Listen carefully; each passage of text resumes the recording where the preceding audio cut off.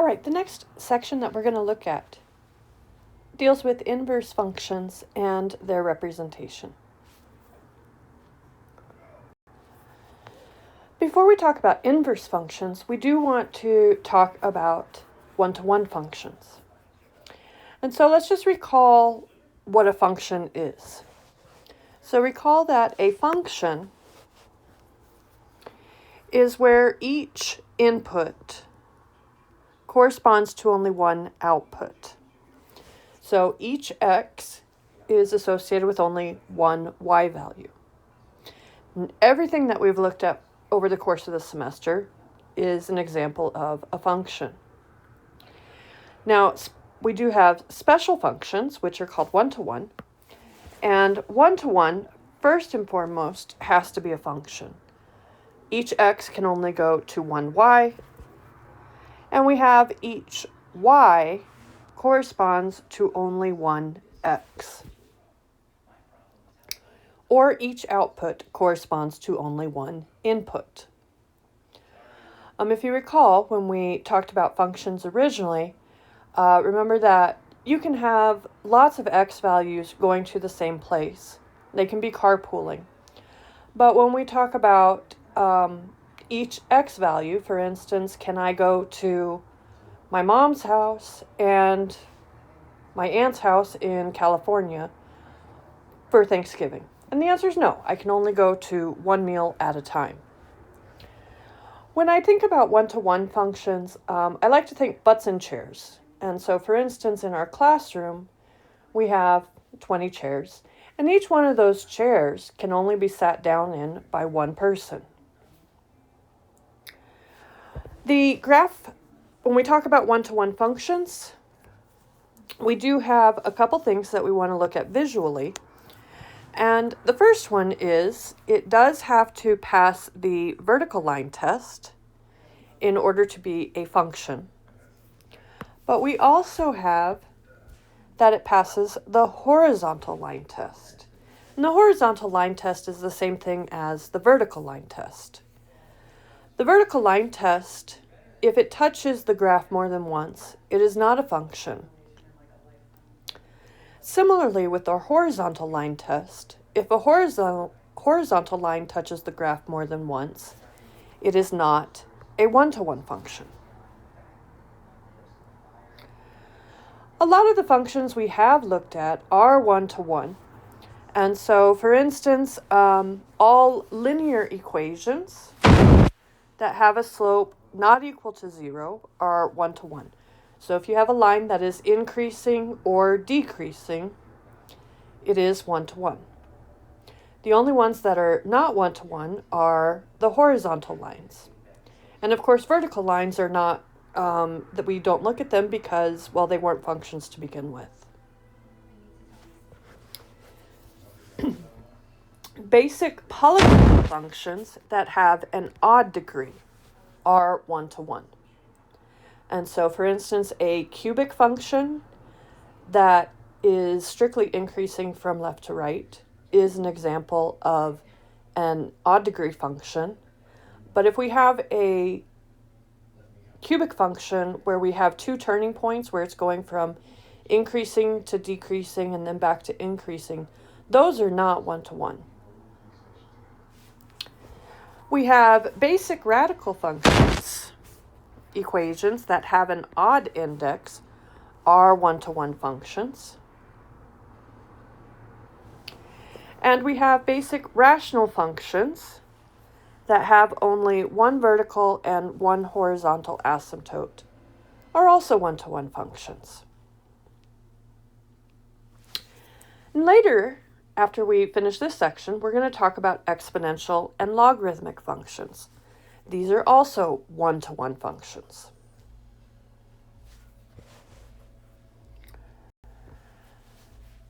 So one-to-one functions, this was covered in the last math classes. And so we're not going to really spend a whole lot of time on this. If you want to see it in a little bit more detail, go back and watch the review material. But we do want to talk about inverse functions.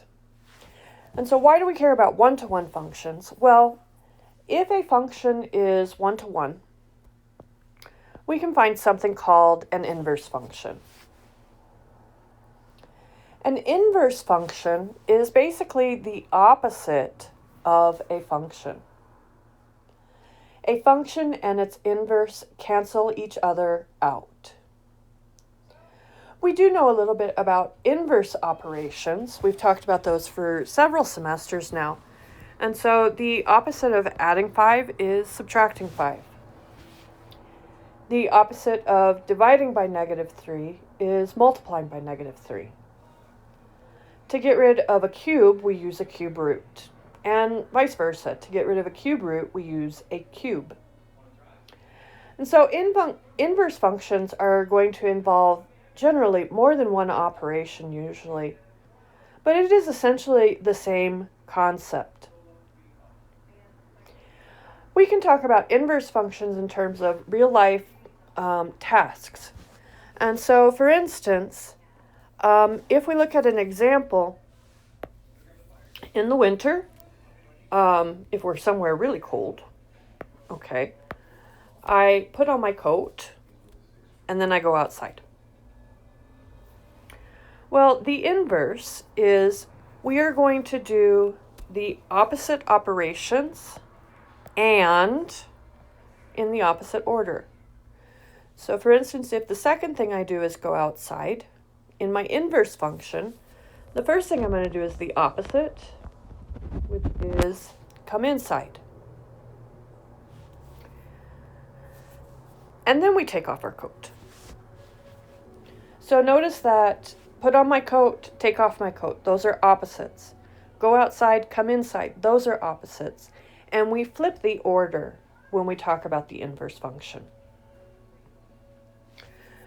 Other things that we have when we talk about inverse functions, these are some key features. Inputs become outputs. So when we talk about equations and tables and graphs, x coordinates become y coordinates. Outputs become inputs. And so my y coordinates become my x coordinates. Well, if my x coordinates become my y coordinates and my y coordinates become my x coordinates, that also translates to domain becomes the range, and the range becomes the domain.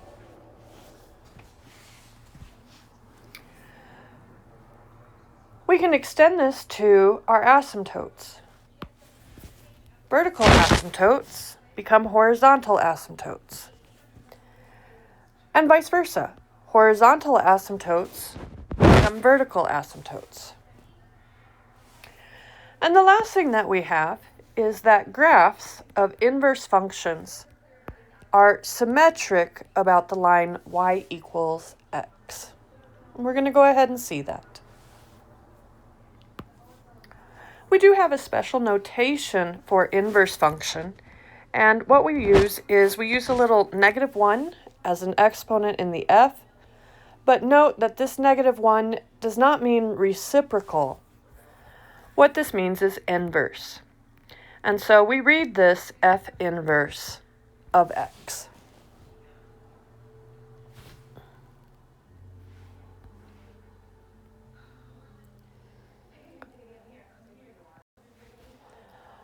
All right, the first thing that we're going to work with is we're going to talk about inverse functions and tables and graphs.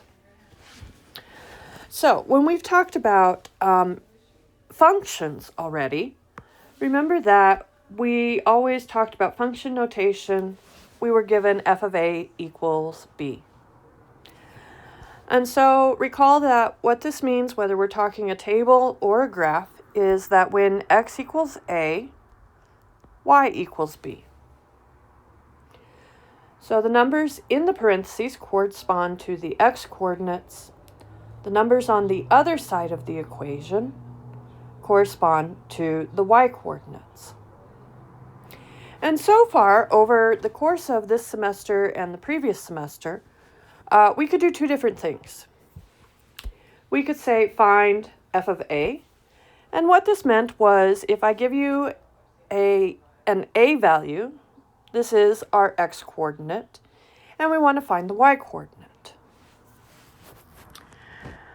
We were also, the other thing that we could do was we could be told find x such that f of x is equal to b. What that means is I want the x-coordinate of the point when y equals b. Now, one of the ways to think about inverse functions is that second statement. That's got a lot of words in it. And remember that mathematicians don't like writing long statements. And so if we have a one-to-one function, we can take the statement, find x such that f of x is equal to b, and we can rewrite it as find f inverse of b. Again, this can only be done if it is a one-to-one function.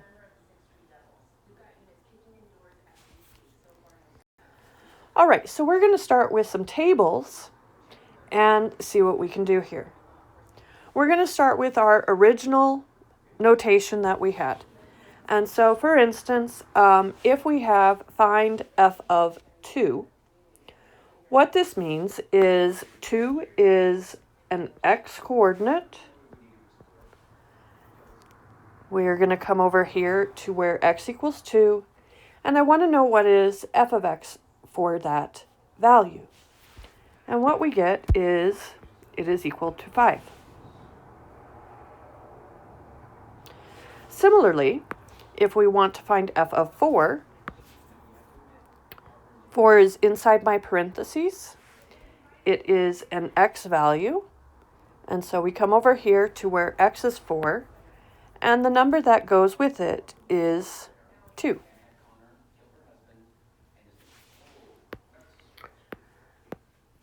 All right, we can go the other direction now.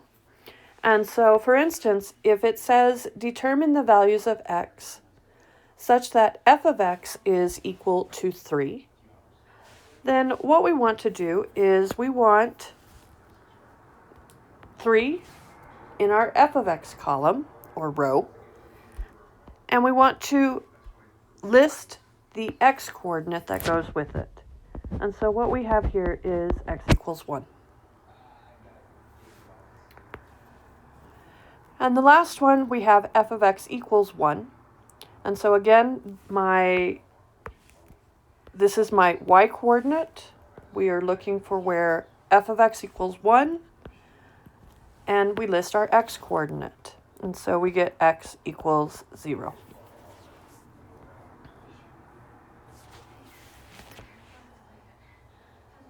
All right, so now we're going to go ahead and create a table for the inverse function. The first thing I want to know is my function one-to-one? And it is. Notice here, all of my x values appear only once, and all of my y values appear only once. That is what we are looking for one-to-one. When we talk about creating a table for the inverse function, then we just want to flip all of our points around. Y's become x's, so f of x becomes our x's. And so we get, for our new table, we have 1, 3, 5, 4, and 2. And the x's become the y values. And so for my f inverse row, we have 0, 1, 2, 3, 4.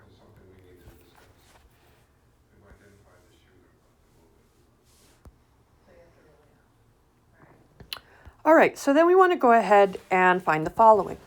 So if we do have a table for the inverse function, then we do pretty much the same thing that we did previously. We have 3 inside our parentheses. And so what that means is this is an x value in my f inverse table.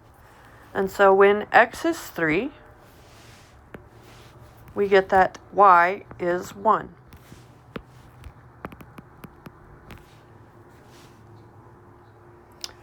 We can repeat the process for the rest of these. And so for the next one, we have 1 inside of our parentheses in our inverse function. And so if we look for 1 in our table, it is an x value, and we have that f inverse of x is equal to 0. And finally, we have f inverse of 4. And so my 4 is inside the parentheses. It is an x value in my inverse table. And we have that this is equal to 3.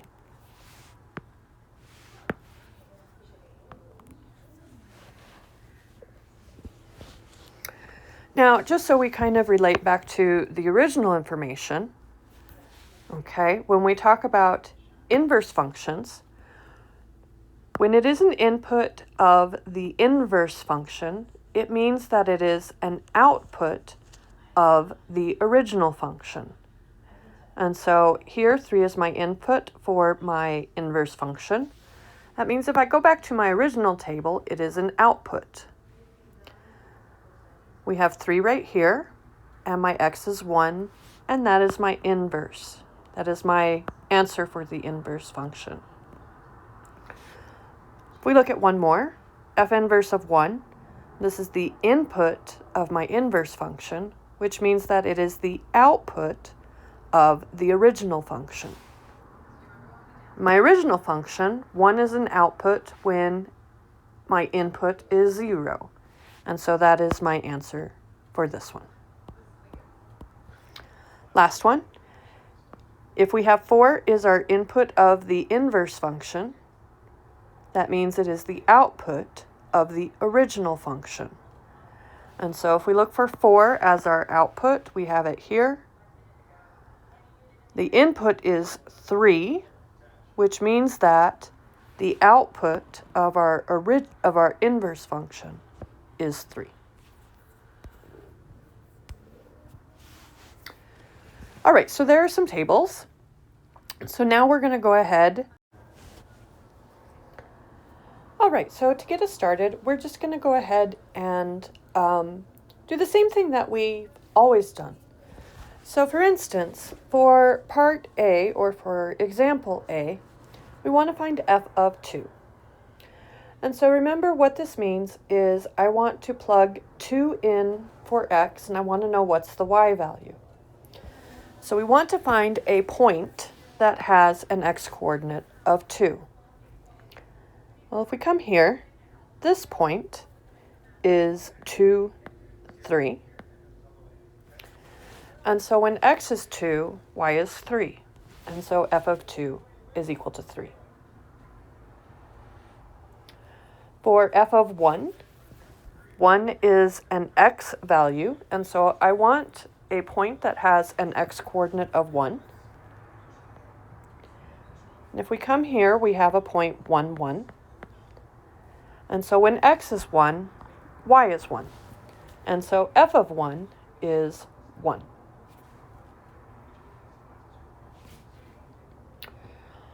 All right, we can go ahead and do the opposite. When we see the statements f of x equals 3, 3 is a y-coordinate, and I want to know what is the x-coordinate of that point. Well, over here I have the point 2, 3. This one has a y-coordinate of 3, and we have x equals 2. And so that is my answer, x equals 2.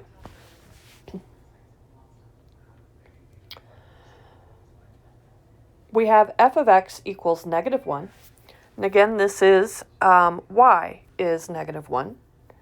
And so we have the point 0, -1 satisfies that. And so when y is -1, x is 0.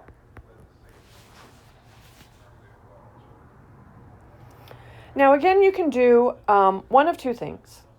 We can go ahead and create a table. I'm going to go ahead and finish my points off.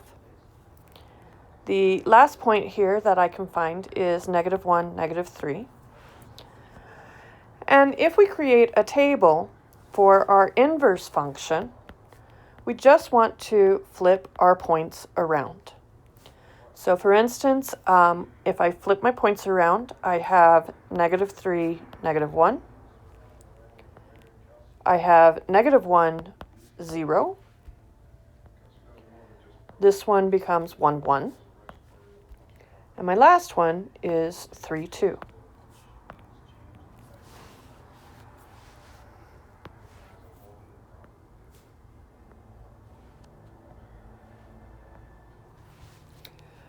Okay, and so now when we do our inverse function, f inverse of 3, I want to find 3 in this table.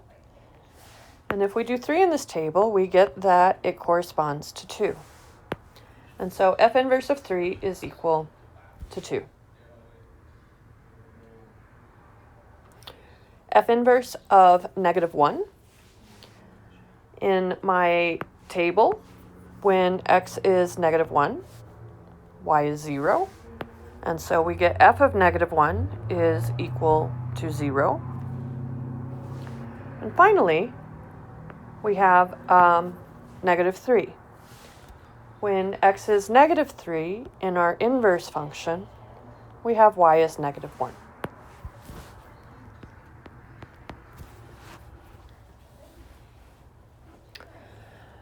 We can also go back to our original graph. Just remember that the input of the inverse function is the output of the original function. So when I see f inverse of 3 in my inverse function, this means that I am looking for an output of 3 in my original function.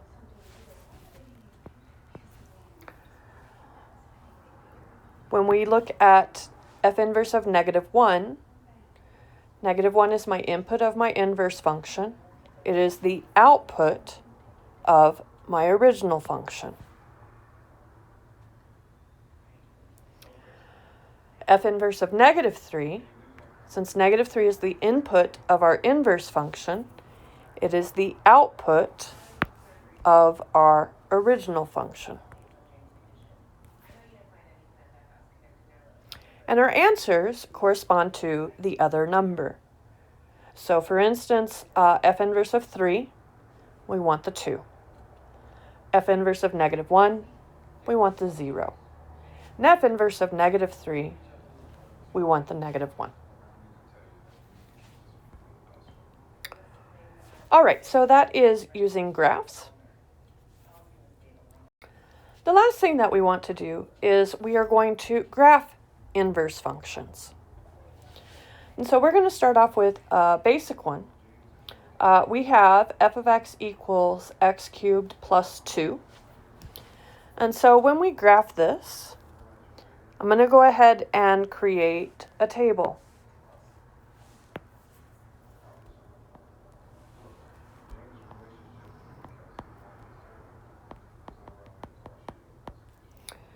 All right, I'm going to plug in -2, -1, 0, 1, and 2. And you can use your calculator if you want for this. But if we cube -2, we get -8. If we add 2 onto that, we get -6. If we cube -1, we get -1. And if we add 2 onto that, we get +1. 0 cubed is 0, plus 2 is 2. 1 cubed is 1, plus 2 is 3. And 2 cubed is 8, plus 2 is 10. All right, we can go ahead and graph this.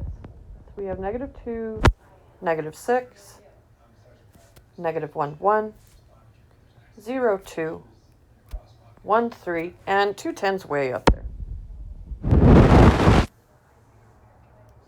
Main thing I want is I do want my shape to be kind of that snake shape. And so we should get something that looks like this. All right, when we graph the inverse function, we have not talked about finding the inverse function yet, but what we're going to do is we're basically going to use that same rule that we used previously in our tables and the given graph, and we are going to flip our points around. So my x's become the y's, and my y's become the x's. So we have a point of -6, -2, 1, -1, 2, 0, 3, 1, and 10, 2. All right, if we plot these, we have -6, -2, 1, -1, 2, 0, 3, 1, and 10, 2 is again, it's way over on the right. But when we graph this, we should get something like this.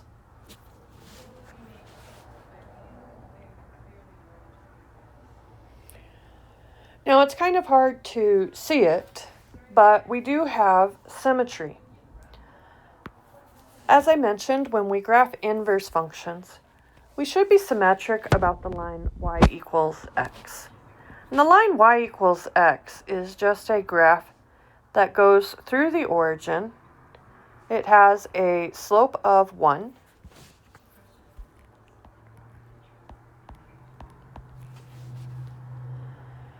And when we look at these points, basically what we should see is that they line up. My 3, 1 goes to 1, 3. My 0, 2 goes to 2, 0. My -1, 1 goes to 1, -1. And my -6, -2 goes to -2, -6. And so notice here that what we basically have is our points. We're just flipping them around.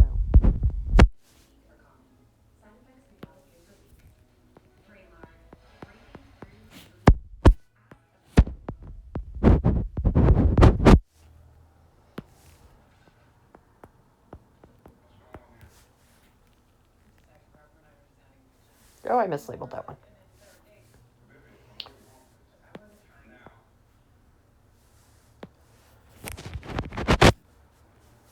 I can't get my colors right. All right, we get -6, -2, and the other point is -2, -6. And so if you turn your head, tilt it slightly to the right, squint your eyes, you should see that these are mirror images about that green line. All right, let's look at one more. This one, we're going to have not a regular function, but we're going to talk about some of our funky functions. So if we look at this one, the first thing that I want is I do want to figure out the points that are on the original function.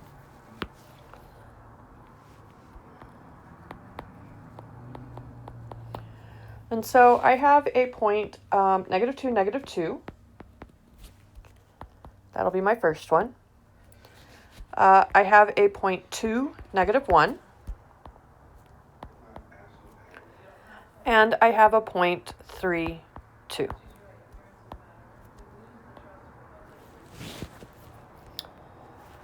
All right, on my inverse function, we're going to go ahead and flip these around.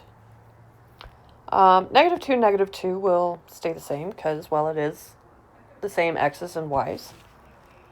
2, -1, we're going to flip it around and it becomes -1, 2. And then the last one is going to become 2, 3. All right, when we plot these, we have -2, 2, -2. We have -1, 2. And we have 2, 3. We connect our lines.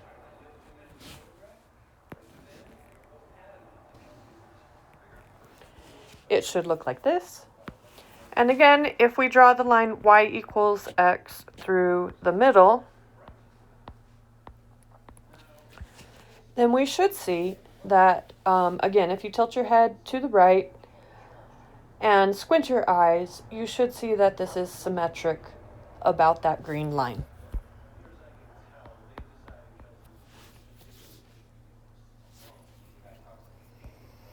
All right, so that's basically what inverse functions do. So this is just kind of our starting information. In the next presentation, we are actually going to talk about finding inverse functions. And we're also going to talk about checking inverse functions algebraically.